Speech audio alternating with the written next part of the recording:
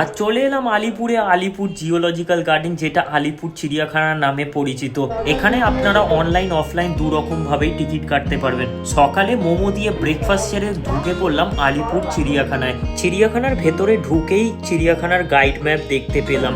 চিড়িয়াখানায় আজ বেশ ভিড় হয়েছে, বিভিন্ন জায়গার থেকে মানুষ আজ এসছে চিড়িয়াখানায় বাঘ, ভাল্লুক, সিংহ, অপরন্ত জিরাফও দেখতে। জিরাফের এখানেও খুব ভিড়। আর চলে এসছি এখন হাতিকে দেখতে। হাতি এখন রোদ পোয়াচ্ছে রোদ্দুরে দাঁড়িয়ে। চলে এসছি শিম্পাঞ্জির এখানে। এখানে লেখা রয়েছে শিম্পাঞ্জি 50 বছর অবধি বেঁচে থাকতে পারে, তবে মানুষের থেকে আয়ু কম শিম্পাঞ্জি ওই পার থেকে মুখ ভ্যাংচাচ্ছে, আর এখানে সবাই সেইটাকে দেখেই হই হই করছে। আলিপুর চিড়িয়াখানার ঠিক ওপারেই আলিপুর অ্যাকুরিয়াম। এখানে বিভিন্ন ধরনের মাছ রাখা হয়েছে। এই জন্তু জানোয়ার, মাছ, এইসব দেখতে দেখতেই আজকে সারা দিনটা চলে গেল। ভিডিও ভালো লেগে থাকলে প্লিজ লাইক, শেয়ার, সাবস্ক্রাইব করে দিও।